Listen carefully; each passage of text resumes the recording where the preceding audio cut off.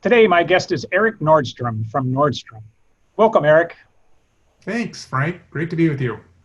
My first question I want to focus on has to do with the change from your company celebrating a great opening of a store in New York City to closing all of your stores.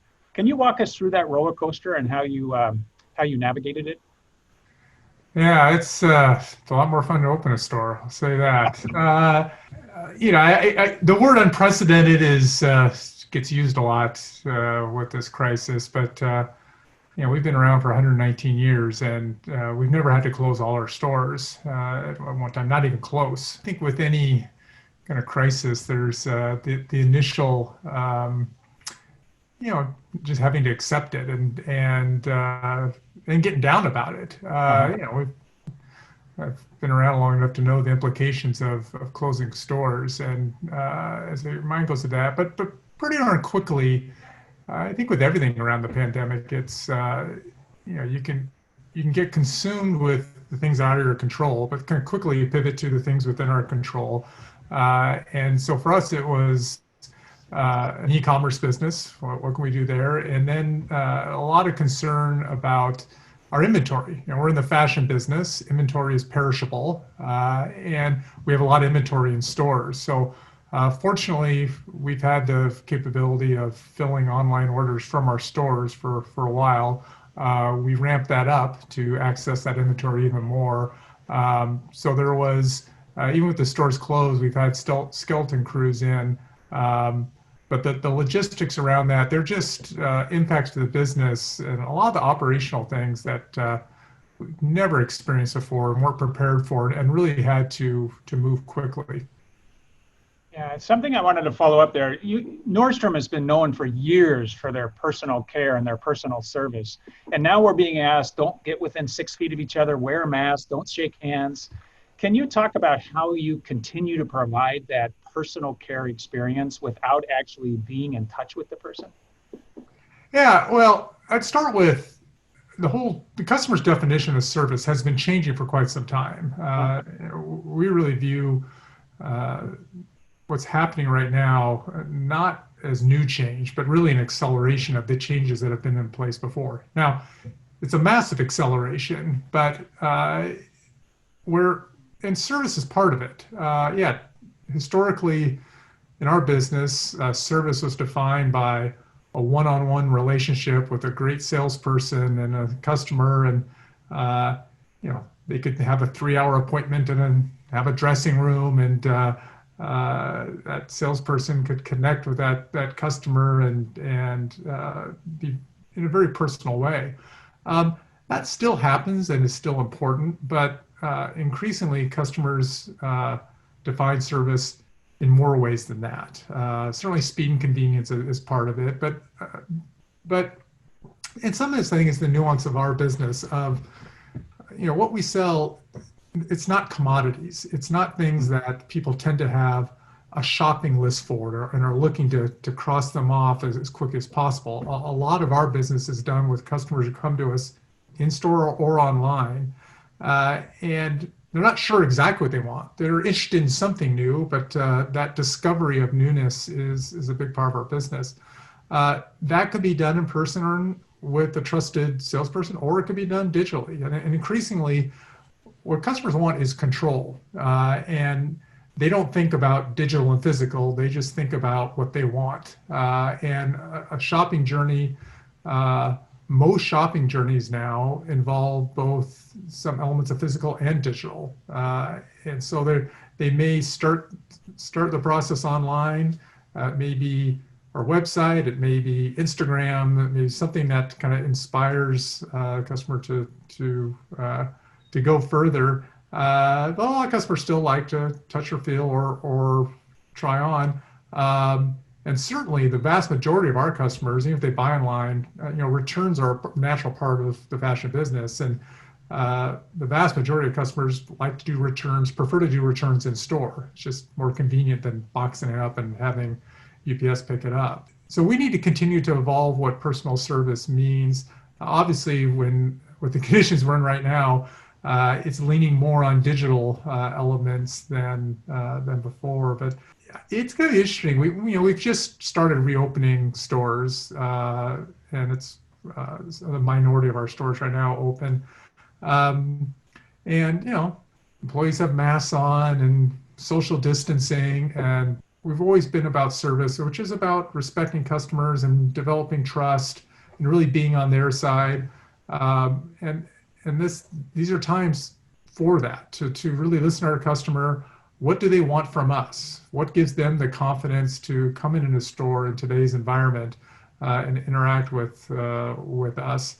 And so while we have uh, very specific protocols defined to reopen our stores to keep customers safe and employees safe, we also recognize it's very fluid, and we learn things every day from customers, from other businesses, from our people, and we should be humble about that and look to improve every day.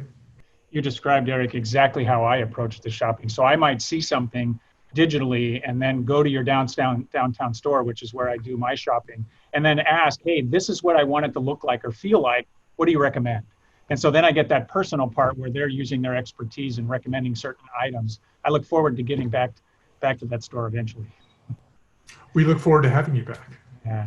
I wanted to switch a little bit to your board. So you've been making some changes to the Nordstrom board recently. For example, the size of the board, who sits on the board, term limits. Can you share your thinking behind these changes and the benefits you expect to come from them?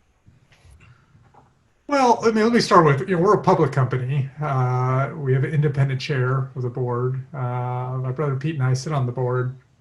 But and my point with that is we don't control the board. It is, and that's very important. I mean, good governance of a public company demands that, and we take that role very seriously. So, you know, I would describe those changes as more evolutions than big changes. We've had an unofficial policy of a 10-year tenure for quite some time, and just the logic behind that is we think fresh perspectives are good, and particularly around diversity. Being able to have some regular turnover of a board allows us to ensure we have the diversity we need on our board. And diversity of boards is, you have to work at it. And it's particularly important for our business. Our company is, we're about 70% women in management and through our ranks. And people of color make up a big percentage of our management as well. And so our board needs to reflect that. So we like that 10-year limit. We wanted to make that more of a policy. So new directors came in that it was very clear what they were signing up for. I had a follow up on that board. So how has your communication with your board changed since we've gone to the stay home, stay healthy in the state of Washington? Have you been communicating more in different ways? Yeah, well, we went to, when the crisis hit and our stores closed, we actually went to a weekly call with the board. I mean, so much was happening so quickly. We felt, and it was just an hour, very informal, not many materials, but really leaning on the board more in their advisory capacity. They're all very successful business people, and everyone's going through this. It affects different industries in different ways, but the advice was terrific. Just being able to have a bunch of smart, successful business leaders who are going through the same circumstances and ask for their advice. You mentioned that you sit on the board with your brother. I wanted to ask about the family and the growing up in the Nordstrom company. So it's well known that you and your brother started in the company, often with things like selling shoes. How did that affect your leadership style, and do you expect that to continue with the next generation of leaders at Nordstrom? Well, I had to work a lot of years before I was allowed to sell shoes. Oh. I started, Pete and I started, I was 12 years old in the stockroom, and so we had to earn the right to put a shoe on a customer's foot. It certainly has shaped kind of who we are, and not not so much as Nordstrom's. It's just that's historically that was the path of our company. You start on the selling floor, and that's how you learn the business. It's a little different now. We have we're a more diverse business, and there's more paths than sitting on a shoe stool to advance one's career. Um, but I do think that there's an understanding of customers, of how customers view your business, that outside in view that you get from dealing with customers directly.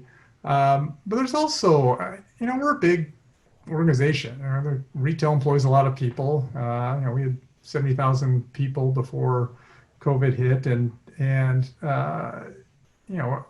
most of those people are on the front lines dealing with customers, and to be able to have empathy as a leader, an understanding of what those people go through and how important it is um, is essential. So even though not all our leaders have to start on a shoe stool now, they need to do that. They need to understand and appreciate that the face of this company, the performance of this company, and mostly the reputation of this company is determined by people who directly interact with customers, and we better appreciate what they do.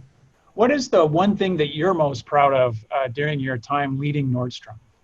For me, what is most meaningful, and this it sounds weird when I tell people this because we're such a customer-focused company, but I don't know. Personally, I find it more rewarding to have someone who's worked with us a long time and to hear how meaningful it is that what the company is about, and to hear them play back none of our words, but what the company means to them, and it can be often a very emotional thing. I'm probably most proud of that. Erik, any final words of wisdom for our graduates that are hitting the job market this year? Uh, God, tough times to be through. For everything. I think it's something the rest of all our lives, and for graduates, they've got a lot longer lives out of them. Where you're going to say, "Boy, I lived through this," and what happened there.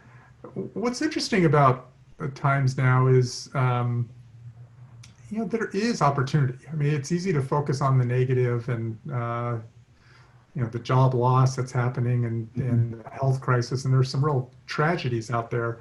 But from a career perspective, a business perspective, there are opportunities out there. And any time of disruption, and a crisis is a disruption, it really shuffles the decks, and there's opportunities, unexpected opportunities. I think we're talking about our group of we have our traditional competitors that we keep an eye on, but knowing that the whole model of our business, of retail, of fashion, of wholesale, stores online is no doubt is that disruption has been accelerated, and some winners are probably people who aren't on our radar screen at all. They're going to come out of left field, and so that's kind of the exciting part of the times now. Is it's actually crisis is a good time to drive change.